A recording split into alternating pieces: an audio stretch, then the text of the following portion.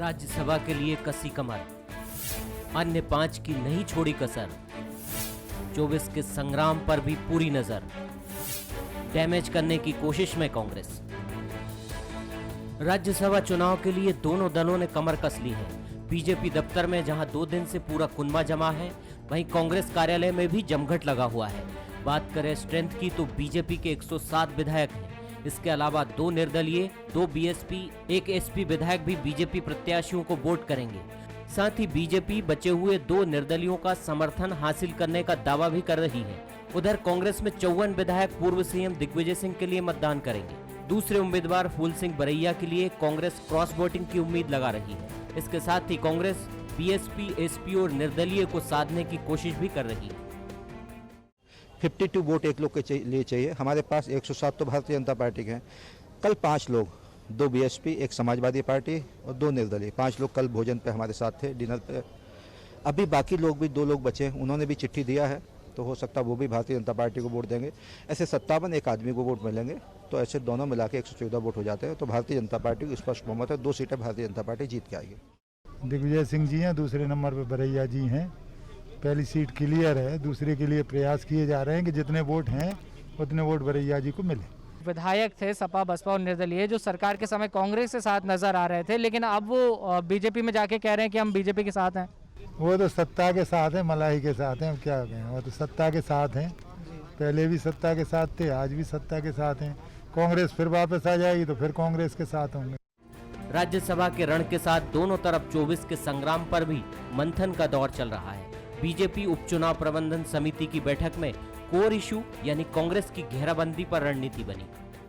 देखिए, छिंदवाड़ा प्रेम तो कमलनाथ जी को दिख रहा था कि पूरे मध्य प्रदेश की दुनिया उन्होंने छिंदवाड़ा में ले जाकर के खड़ी कर दी।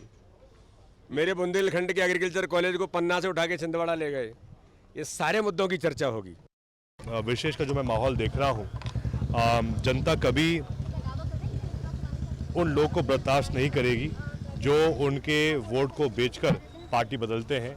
और मुझे पूरा विश्वास है कि उपचुनाव जब भी होंगे, कांग्रेस पार्टी को भारी मतों से जीत मिलेगी और सरकार पुनः कांग्रेस पार्टी बनाएगी और मुख्यमंत्री कमलनाथ जी बनेंगे। राज्यसभा चुनाव का काउंटडाउन शुरू हो चुका है, लेकिन इसके साथ ही 24 के महासंग्राम की रणभेरी भी बच जाएगी। लेकिन इस चुनाव में होने वाले उपचुनाव के लिए बीजेपी कांग्रेस दोनों की मैदानी और मनोवैज्ञानिक तैयारियों का भी परिणाम सामने आएगा। नमस्कार, मैं हूं शरद द्विवेदी और हमारा आज का मुद्दा है राज्यसभा में 24 का जोर। तो जोर आजमाइश का वो सिलसिला जो राज्यसभा के लिए शुरू तो हुआ था करीब 6-8 महीने पहले, अब वो अपने अंजाम तक पहुंच रहा है। और इसके लिए एक पूरी सरकार की कुर्बानी की पटकथा भी लिखी थी बीजेपी ने, और आखिरकार बीजेपी ने जैसा सोचा उस पर आगे बढ़ते हुए उसने अमल भी किया।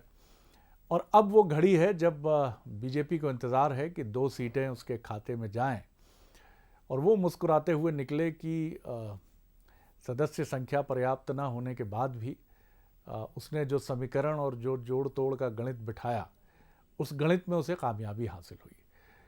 दूसरी तरफ कांग्रेस अपनी चोट तो सहला रही है, लेकिन चोट सहलाने के साथ हर पल अपने को ये भरोसा भी दिलाने की कोशिश कर रही है कि जो व्यवहार उसके साथ हुआ है उसका जवाब उसको ज़रूर देना है।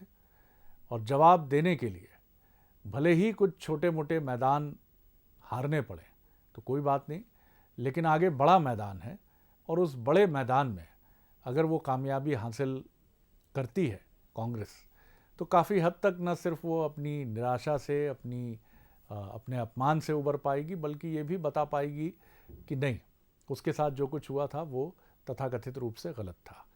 बहरहाल, तो अब राज्यसभा चुनाव के लिए पूरी तैयारी है, और कल जब इस समय हम बैठे होंगे तो तस्वीर हमारे सामने होगी। और तस्वीर तो वैसे साफ़ ही है, उसमें रद्दोबदल के लिए बस राजनीति का जो अनिश्चय है वो शायद आपको और हमको ये कहने से रोकता है कि ये ऐसा हो जाएगा और ऐसा नहीं होगा। तो नतीजे तय हैं, बीजेपी के पक्ष में नज़र आ रही हैं सारी चीज़ें, और कांग्रेस ये मानकर चल रही है कि 24 के लिए 24 का जो चुनाव है, उपचुनाव है, उसके लिए अगर इस जंग को वो थोड़ा नज़रअंदाज भी करती है तो कोई बात नहीं है। जो मेहमान हमारे साथ हैं उनसे मुलाकात कर लीजिए। हमारे साथ हैं भारतीय जनता पार्टी के सीनियर लीडर, सांसद और पूर्व प्रदेश अध्यक्ष नंद कुमार सिंह चौहान, उनका बहुत स्वागत करता हूं। हमारे साथ हैं कांग्रेस के सीनियर लीडर और विधायक विनय सक्सेना जी, उनका स्वागत है।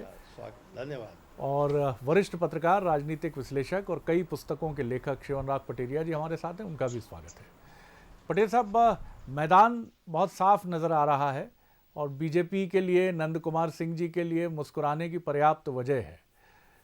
विनय जी चिंतित हो सकते हैं, कांग्रेस की तरफ से होना ही चाहिए, लेकिन आगे के लिए उम्मीद जताना उनका अधिकार भी है और अगर मजबूत रणनीति होगी तो एक अच्छे मुकाबले में भी वो बीजेपी के सामने होंगे।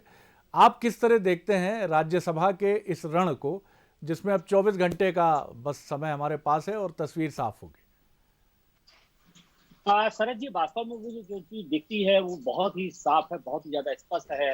भारतीय जनता पार्टी को 2 सीटों पर जीत मिलने वाली है और कांग्रेस को 1 सीट पर जीत मिलने वाली है। सबको स्पष्ट है, मेरे को भी स्पष्ट है। भाजपा लेकिन इसके जरिए एक संदेश देना चाहती है कि वो उसे न सिर्फ अपने विधायकों का बल्कि छोटे दल हैं और निर्दलियों का समर्थन भी पूरी तरह से हासिल है। खासतौर पे जो 24 बाई इलेक्शन होने वाले हैं उनके मद्देनजर रखते हुए संदेश भारतीय जनता पार्टी देना चाहती है कि उसका मास बेस है, उसका बसपा के लोग भी उसके साथ हैं, सपा के लोग भी उसके साथ हैं, निर्दलीय भी उसके साथ हैं और कांग्रेस से जो छिटक के लोग आए हैं, भले मतदाता ना हो, वो भी उसके साथ खड़े हैं। यानी कुल मिला के पॉलिटिकल मैसेज राज्यसभा के चुनाव के जरिए भारतीय जनता पार्टी देना चाह रही है। कांग्रेस भी यही करना चाह रही है। उसे लगता है कि फूल सिंह बरैया के जरिए अगर वो कुछ कर सकती है, कोई प्रभाव दिखा सकती है, कुछ अनुसूचित जाति के विधायकों को साथ ला सकती है, तो एक बड़ा संदेश होगा। देखिए अब किसका संदेश सफल होता है, कौन संदेश दे पाता है, कौन नहीं दे पाता है, अलग बात है। लेकिन भाजपा की तरफ से संदेश बहुत साफ है, वेरी क्रिस्टल क्लियर। तो वो बताना चाहती कि उसका सपोर्ट बेस बहुत बड़ा है जो उसके दल के बाहर भी मौजूद है। बिल्कुल आपने ठीक कहा। और राजनीति में अंतर्मन की आवाज़ पर फैसले होते हैं कोर्ट्स में, तो कहाँ फूल सिंह बरैया जी अंतर्मन की आवाज़ कौन उनके लिए ध्वनित करेगा, कौन उनके लिए सुनेगा अपने अंतर्मन की बात? नंद कुमार जी, किस तरह देखते हैं आप राज्यसभा के इस रण को, जिसकी पटकथा तो काफ़ी पहले बीजेपी ने तैयार कर ली थी और मैसेज तो यही था कि राज्यसभा बहाना है और सरकार को गिराना है, ऐसा लोग कहते हैं। और वही हुआ भी कि राज्यसभा के बहाने सरकार भी गिरी और अब राज्यसभा की 2 सीटों जो आपका निशाना था, उस निशाने पर भी लक्ष्य साध लिया है। तो सब कुछ वैसा ही हुआ जैसा सोचा था आपने, क्या कहेंगे? जी, आपने जो बात कही जी कि सरकार गिराना है, जी, सरकार हमने नहीं गिराई। सरकार तो कांग्रेस के अंतर कलह के कारण गिरी। शरद जी, जी, कांग्रेस के कद्दावर नेता श्रीमंत ज्योतिरादित्य सिंधिया और उनके तमाम समर्थक मंत्री और विधायक जी, कांग्रेस पार्टी में सफोकेशन फील कर रहे थे। वहां अपने आप को वो दोयम दर्जे का पा रहे थे। उनके सहयोगी विधायक और मंत्री जो जनता से वादे कर विधायक बनकर सदन में पहुंचे, जी, उन वादों को वो कमलनाथ सरकार में पूरा नहीं कर पा रहे थे। राजनीति में जब व्यक्ति अपना सम्मान खोता हुआ देखता है तो फिर वो कहीं निर्णय पर पहुंचता है। श्रीमंत ज्योतिरादित्य सिंधिया और उनके सहयोगी मंत्री और विधायक कांग्रेस के अंतर्कलह के कारण वहां दुखी होकर उन्होंने त्यागपत्र दिए। वहां तो वो विधायक भी थे, मंत्री भी थे, लेकिन अपने आप को अपमानित महसूस कर रहे थे। तो कांग्रेस के अंतर्कलह के कारण कमलनाथ जी की सरकार गिरी, लेकिन ज्योतिरादित्य जी और उनके सहयोगी भाजपा के तरफ हाथ बढ़ाकर इस पार्टी की तरफ आए। नंद कुमार जी, लेकिन हमने सरकार बनाई, हमने गिराई। इस यज्ञ में समिधा और अग्नि प्रज्वलित करने के लिए कपूर के टुकड़े देशी कपूर के बराबर बीजेपी की तरफ से पड़ते रहे, इससे सहमत होंगे आप?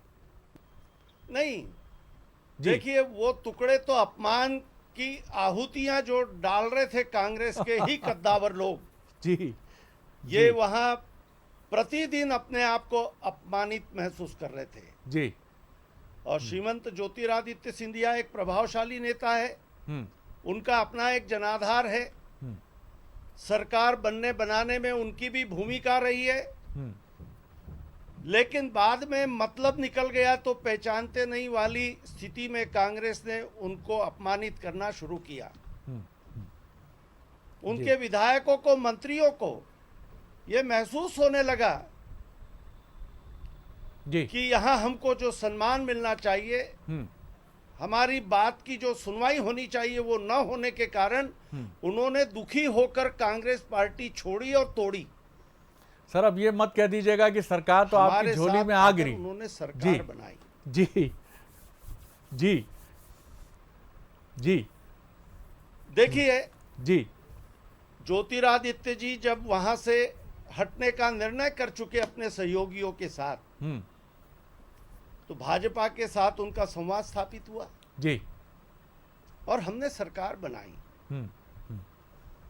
जन आकांक्षा के अनुरूप ये सरकार बनी। जी।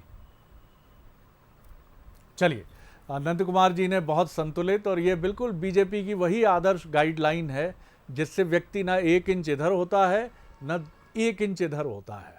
आप गुगली फेंक लीजिए, बाउंसर फेंक लीजिए, आप चाहे कितना डिफेंसिव करने की कोशिश करिए, जवाब वही मिलेगा जो बिल्कुल इंच टेप से नाप कर दिया जाता है। और यही बीजेपी का वो अनुशासन है, वो कार्डर बेस्ड पार्टी का एक डिसिप्लिन है जिसमें ये चीज़ें बहुत गहराई तक आत्मसात की जाती है। विनय जी जरा खुलकर कुछ बल्लेबाजी करेंगे, कांग्रेस की परंपरा है वो। विनय जी, आपकी प्रतिक्रिया। आपने सुना सीनियर लीडर, सांसद और पूर्व बीजेपी प्रदेश अध्यक्ष नंद कुमार जी को, और उसके पहले शिवराज पटेरिया जी को भी, वरिष्ठ सीनियर जर्नलिस्ट। जी, क्या कहेंगे विनय जी?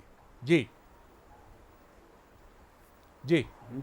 द्विवेदी जी को, आपको, पटेरिया जी और नंद कुमार जी को प्रणाम करता हूं। धन्यवाद। और जो जनता ये सुन रही है आपका डिबेट, उनको भी प्रणाम करता हूं, क्योंकि इस समय डिबेट जो हो रही है वो भारतीय जनता पार्टी ने जो प्रपंच मध्य प्रदेश में किया, और शरद भाई आपने जो शुरू से जो पटकथा इस बारे में बात की, मुझे लगता आपने हर वो बात कह दी जो कांग्रेस की तरफ से भाजपा को आरोप है। आज ये सरकार जब मध्य प्रदेश में कांग्रेसी कमलनाथ जी के नेतृत्व बनी तो सबको पता था कि मध्य प्रदेश की जनता ने जो मत दिया है वो कमलनाथ जी को मुख्यमंत्री बनाने के लिए मत दिया। अपमान की चिंता नंद कुमार जी को, सिंधिया जी की ज़्यादा थी, लेकिन माननीय शिवराज सिंह जी का जो अभी बयान चैनल्स पे आया कि अगर ये सरकार ज़्यादा चल गई तो हमें बर्बाद कर देगी, हमारे नंबर 1 और हमारे नंबर 2 का निर्देश विधानसभा का वक्तव्य है इनके जो वरिष्ठ नेताओं का, कि अगर हमारे नंबर 1 और नंबर 2 कह देंगे तो सरकार आज ही गिर जाएगी। और जिस दिन कमलनाथ जी ने अपना विश्वास हासिल किया था प्रस्ताव पास करके, तो ये तो स्पष्ट है कि मध्य प्रदेश में जिस दिन से कांग्रेसी सरकार बनी, जो लोगों ने संविधान के नाम पे कसम खाई, भारतीय जनता पार्टी के विधायकों ने भी और शिवराज सिंह जी ने भी संविधान की कसम खाई कि हम कोई ऐसा काम नहीं करेंगे जो जनता के संविधान के खिलाफ होगा।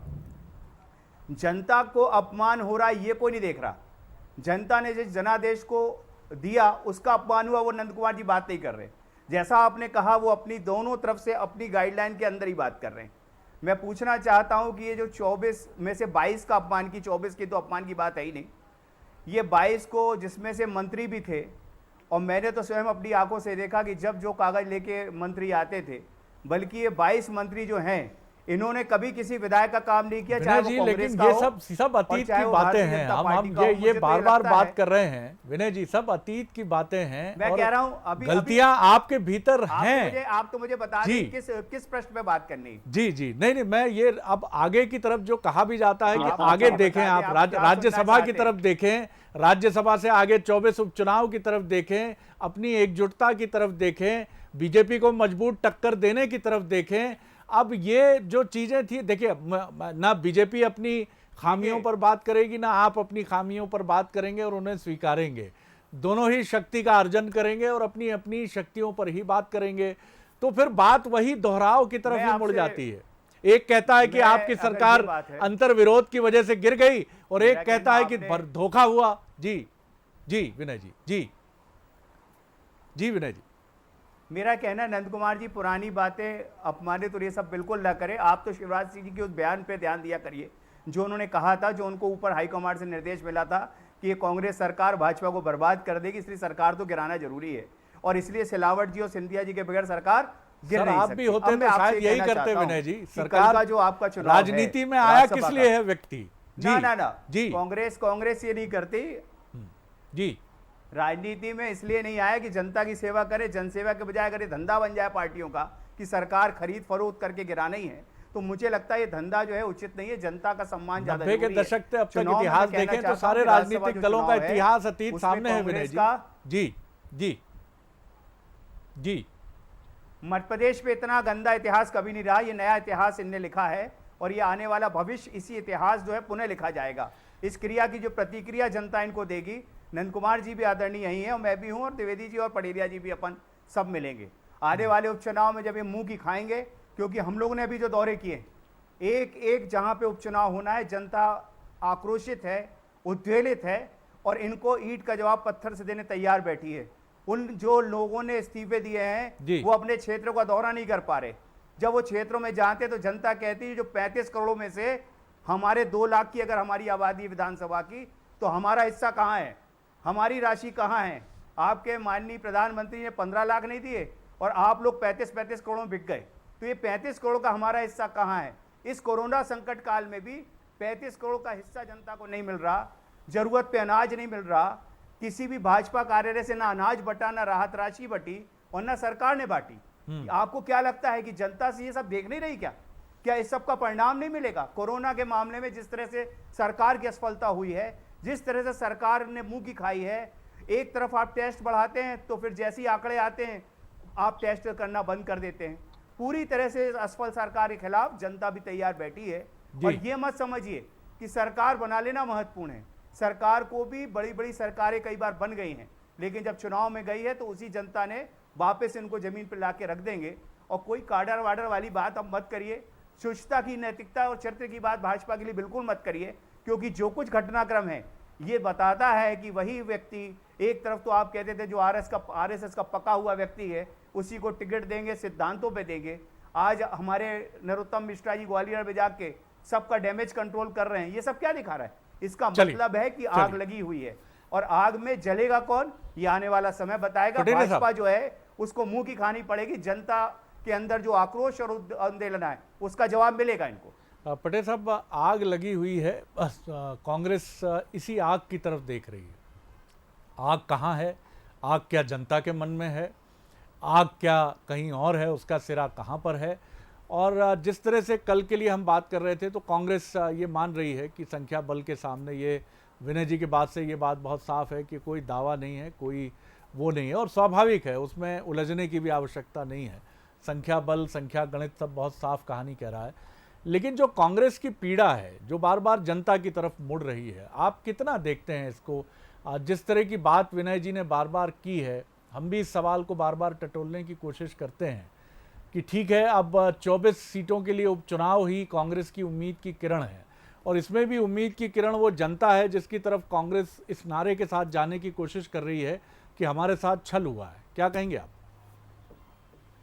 देखिए शरद जी, छल तो हुआ है, छल के बारे में आप कुछ इनकार नहीं कर सकते हैं। वास्तव में जो जहां से जीत के आए हैं उसको उस पार्टी के प्रति प्रतिबद्ध रहना चाहिए। लेकिन राजनीति कुछ चीज़ ही ऐसी है, कहते हैं छड़े रुस्ता, छड़े तुस्ता, रुस्ता तुस्ता, छड़े छड़े, यानी प्रतिपल चीज़ें बदलती रहती हैं। और ये राजनीतिक प्रतिबद्धता आप देख ही रहे हैं, जो बसपा, सपा और निर्दलीय विधायकों की। कल कांग्रेस सत्ता में थी, उनके साथ रुष्ट थे, अब उनके साथ संतुष्ट थे, अब रुष्ट होकर वो भाजपा के खेमे में आ गए हैं। दरअसल सियासत का रंग ही कुछ इस तरह से हो गया है कि आपके व्यक्तिगत स्वार्थ और चीज़ों को लेके आप आगे बढ़ते हैं, उनको नाम देते हैं आदर्शवाद का।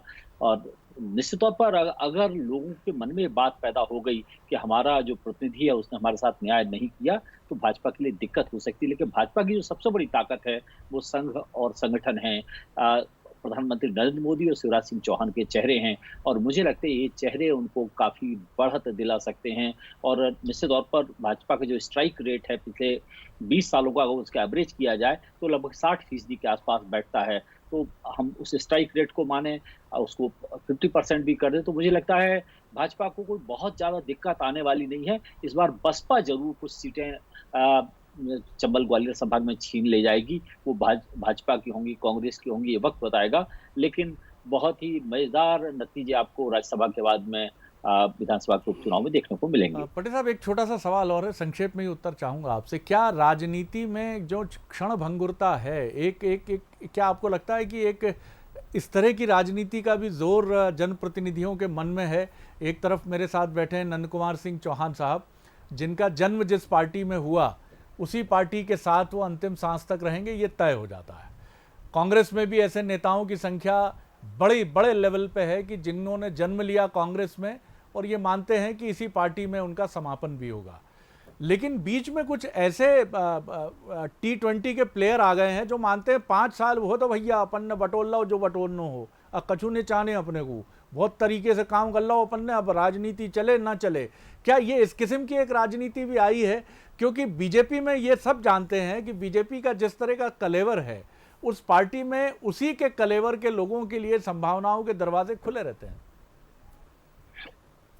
शरद जी, जब जीत ही आपकी अभीष्ट और इच्छा हो जाए तब संस्कृति, संस्कार और सेवा तिरोहित हो जाती हैं। जब आपको मालूम है कि जो चुनाव आपने तय सीमा से बहुत ज्यादा पैसे में, 10 गुना पैसे में लड़ा है, तो पैसे आप बटोरते हैं। ये तयशुदा है कि विधानसभा के और लोकसभा के चुनाव 5-10 करोड़ रुपए में होते हैं। बहुत कम क्षेत्र होंगे जहां तय सीमा के साथ होते हैं। तो जब पैसा ही से ही चुनाव जीते जाएंगे तो पैसे से ही खरीदे जाएंगे, पैसे से ही बेचे जाएंगे। लेकिन कुछ जो प्रतिबद्ध लोग रहते हैं वो नहीं अलग होते हैं, और उन्हीं प्रतिबद्ध लोगों के भरोसे कह सकते हैं शरीर की हड्डियों की तरह हैं, जो शरीर को टिका के रखती हैं, पॉलिटिकल सिस्टम को जमा के रखती हैं। बाकी तो लोग हैं ना, आज यहाँ हैं कल वहाँ हैं, क्योंकि छोटे दलों में टिकट कैसे बढ़ते हैं इसके कहने की जरूरत नहीं है। जिनको कांग्रेस से या बीजेपी से टिकट नहीं मिलता वो सपा से टिकट ले लेते हैं या बसपा से टिकट ले लेते हैं। इन सारे प्रत्याशियों का देख लीजिए, निर्दलीय वही हैं जो दोनों दलों से उद्भूत होते हैं। तो स्थितियां बहुत खराब हैं। बिल्कुल आपने ठीक कहा। और हमने एक दिन पहले एक स्टोरी की थी और एक बड़ी चर्चित फिल्म थी मधुर भंडारकर साहब की, पेज 3, यानी समाज का वो चमकता चेहरा जिसको हम एलिटिस्ट कहते हैं, कुलीन तबका कहते हैं। उसी से ये शब्द प्रिंट मीडिया में प्रचलन में आया, पेज 3, यानी चमकते चेहरे, बड़ी बड़ी कॉरपोरेट वर्ल्ड की पार्टीज। और उसी फिल्म का एक बड़ा चर्चित गीत है, कितने अजीब रिश्ते हैं यहाँ के, 2 पल में बदल जाते हैं, परिवर्तित हो जाते हैं। और ये बिल्कुल ठीक बात है। माननीयों के प्रति तमाम सम्मान से, खासतौर से छोटे दल कह लें या मध्य प्रदेश में 2 बड़े दलों के अलावा जो तीसरे, चौथे और 5वें दल हैं, उनके प्रति तमाम सम्मान भाव के साथ कि कल तक जो कहते थे कि इनके बिना जीवन नहीं है, आज वो कहते हैं अब इनके बिना जीवन नहीं है। लेकिन ये चलेगा, इसमें कोई चौंकता नहीं है। और यही सबसे बड़ा विद्रूप सत्य है समाज का कि ये सब देखकर कोई चौंकता नहीं है और ये कहता है कि मनो भैया राजनीति में तो ऐसा ही होता है और समाज में भी ऐसा ही होता है। लेकिन ये ऐसा ही होता है, ये बहुत बड़ा खतरा है सर, लोकतंत्र के लिए भी, समाज के लिए भी और आपके हमारे लिए भी। अब ये कब समझा जाएगा पता नहीं, मैं भी नहीं जानता और शायद आप जो इस कार्यक्रम को देख रहे हैं आप भी नहीं जानते कि ये कब तक चलेगा। बहुत धन्यवाद आप तीनों पैनलिस्ट का। बने रहिए बंसल न्यूज़ पर। नमस्कार।